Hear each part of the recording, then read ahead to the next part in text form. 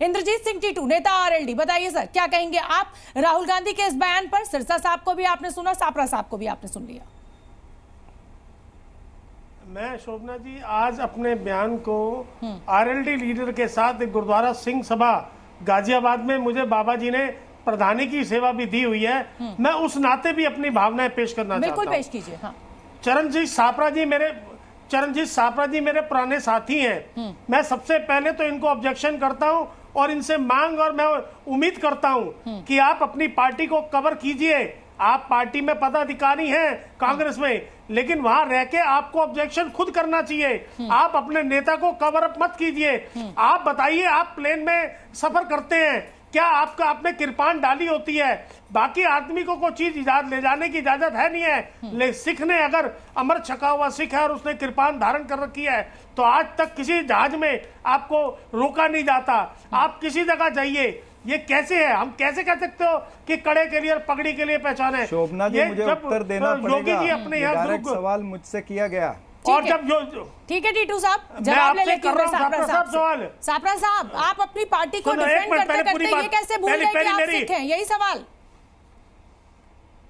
नहीं, मेरे को पूरी बात करने दीजिए। अच्छा चलिए पूरी बात सुन लेते हैं। टीटू साहब की पूरी बात सुन लेते हैं। सापरा साहब फिर आती हूँ, पूरी कीजिए टीटू साहब अपनी बात जल्दी से लेके। मैं बताऊं, मैं देखिए आपने देखा होगा कि दिल्ली में प्रधानमंत्री जी ने जितने भी हमारे सिंह साहबान हैं जो बड़े स्थानों पर स्थापित हैं, हमारे पांचों तखत के जो ग्रंथी साहब है उनको अपने यहाँ बुलाया, उनसे सिखों के बारे में बात करी और अपने यहाँ गुरु ग्रंथ साहब विराजमान कराते हैं। यूपी के मुख्यमंत्री आदित्यनाथ योगी जी अपने और दूसरे अल्पसंख्यकों का भी जिक्र किया।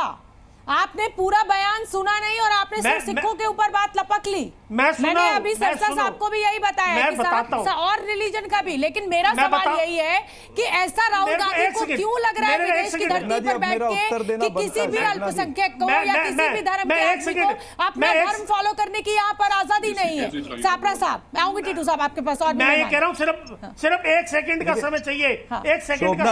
आप डाइवर्ट कर रहे हैं कि हम ये स्थापित करते हैं, वो स्थापित करते हैं, हमें सब पता है आप क्या करते हैं। बोलिए सापरा साहब। हाँ देखिए आदरणीय टीटू जी से और सिरसा जी से मैं ये कहना चाहूंगा कि अगर आपको इतनी ही दस्तार की आप कहते हो कि आपको कदर ज्यादा है और हमको कम है, यही आपका कहना है ना, तो फिर ये बताइए कि जब 1 साल तक वहां पर सिख किसान जो बैठे थे दिल्ली में, तब टीटू जी आपने जाके भारतीय जनता पार्टी की गोद में क्यों बैठ गए? क्यों उनके आगे आपने साष्टांग किया है? 700 किसानों की वहां पर मृत्यु हुई। किसानों को, सिख किसानों को देशद्रोही कहा गया, खालिस्तानी कहा गया, आतंकवादी कहा गया। तब सिरसा जी और बिट्टू जी की आवाज क्यों नहीं आई, या हरदीप पुरी की आवाज क्यों नहीं आई? कंगना रनौत ने सरेआम हमारी सिख महिलाएं जो थी, किसान महिलाएं जो थी वहां पर, उनके बारे में अपमानजनक वक्तव्य किया। तब सिरसा जी, बिट्टू जी और हरदीप पुरी जी कहां थे? ऐसे अनेक बातें हैं।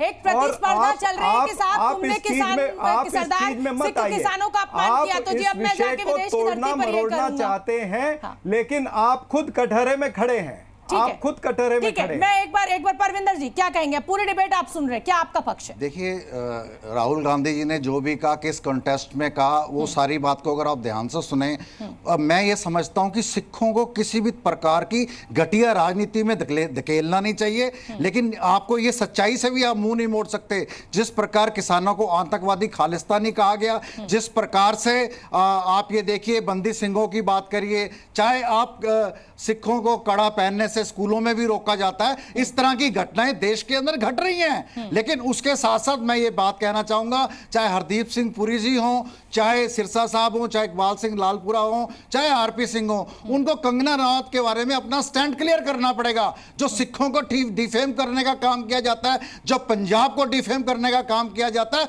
उसके बाद उसकी फिल्म को पास कर दिया जाता है। उसके ऊपर आपका स्टैंड क्या? फिल्म को सेंसर बोर्ड ने अभी रोक लगा रखी है। सेंसर बोर्ड ने रोक लगाई है, लेकिन सिखों की छवि को गलत तरीके से पेश किया गया। इसके अंदर आप इस बात को मानेंगे 2014 के बाद चाहे गुरुद्वारा डंग मारो, चाहे गुरुद्वारा ज्ञान गोदड़ी को खत्म कर दिया गया हो, क्या मंगू मठ के ऊपर अटैक करे हो, इसके ऊपर भी तो बात करनी पड़ेगी। आपको चंडीगढ़ के ऊपर भी तो बात करनी पड़ेगी। आप भारतीय जनता पार्टी में हैं, आप जहां मर्जी जाइए, लेकिन आपको सिखों के ऊपर को एड्रेस करना पड़ेगा। बिल्कुल ठीक है। गुरचरण सिंह गरेवाल हमारे साथ एसजीपीसी के सदस्य हैं। गुरचरण जी क्या क्या कहेंगे आप? सिखों को किसी राजनीतिक दल ने खालिस्तानी बोला है, आतंकवादी बोला है, एक फिल्म कलाकार हैं और अब सांसद भी हैं, उन्होंने भी अपनी तरीके से टिप्पणी की, और आज राहुल गांधी ने भी जाकर विदेश की धरती पर कुछ कुछ कहा है। क्या कहेंगे आप? देखिए, बड़ी हैरानी की बात है और आपका धन्यवाद करता हूं, आप बात करने का समय दिया है। ये बात जो राहुल जी कर रहे हैं, इस बात पे मेरे को इतनी हैरानी है। हम ये समझ रहे हैं कि ये राहुल जी बोल रहे हैं कि सिखों के ककार का देखना चाहिए, गुरुद्वारा साहब का देखना चाहिए और दस्तार का देखना चाहिए। इनके पिताजी ने तो यही बोला था ना कि बड़ा दरख्त गिरता है धरती हिलती है। मैं आपको एक विनती करूंगा, वैसे बहुत बार कर दिया आपने, नहीं जो मीडिया नहीं करता, आप दंगे बोलते हैं। कहां दंगे थे, कहां सिखों ने कोई हमला किया? ये तो कत्लेआम था, इसको कत्लेआम बोलना चाहिए। कृपा करके थोड़ा सा ध्यान दीजिए, अगर मेरी बात आप मान सको। जो कुछ ये हुआ वो लोकतंत्र पे इतना बड़ा दबा था, और जब सरकार आई वो सारे केस दबा दिए गए। जो राहुल जी ये बोल रहे हैं, राहुल जी की वो क्या हम बोल रहे हैं कि चाची थी ना वो मेनका गांधी, उनके लिए नारा लगा कि सरदार की बेटी केदार की बेटी। आज वो इतनी बड़ी बात कर रहे हैं, मेरे को हैरानी हो रही है। कैसे बात कर रहे हैं? आपको सिर्फ राहुल गांधी की बात पर हैरानी हो रही है, या जब किसान आंदोलन को लेकर सिखों के ऊपर हमला किसी भी दल के द्वारा बोला जाता है तब भी इतनी हैरानी होती है? मेरी बात पूरी हो लेने दीजिए, मैं वही लेकर आ रहा हूँ कि वो क्या ऑपोजिशन लीडर के तौर पे बोल रहे हैं या सिखों के लिए उनके अंदर कोई अचानक ऐसी भावना जाग उठी है? अभी तक हमारे को मालूम नहीं पड़ा है। लेकिन जो लोग उनको, हमारे भाई बैठे हैं, बंधु हैं जो अलग अलग पार्टी में जाकर बैठे हैं, वहां उनका गुणगान कर रहे हैं। करना चाहिए, पार्टी में जाता है वो करता है। लेकिन ये भी ना मत समझे कि जो राहुल बोल रहा है वो गलत है, उसको भी डिनाई कैसे कर सकते हैं? जो सिखों के ककार है उनको उतारे जाते हैं। अभी तो 2 दिन पहले एयरपोर्ट पे 2 सिखों के कि ना वो किसान मोर्चे में जा रहे थे, उनको रोका गया, बेवजह रोका गया, कृपाण के लिए रोका गया। मेरी बात पूरी सुनिए, पूरी सुनिए। ककार की बात करते हैं, उनका कड़ा उतारा जाता है। आज भी जो नेशनल लेवल पे जो पेपर होते हैं उनके लिए कड़ा उतारा जाता है। हमारी पगड़ी को भी चैलेंज होता है। ये बातें होती हैं, इसको डिनाई मत करिए। गुरुद्वारे को नसूर बोला जाता है, ये सभी कुछ होता है। मैं एक बात करना चाहता हूँ कि ये देश को आजाद करवाया सिख भाइयों ने, सबसे बड़ी कुर्बानी दी।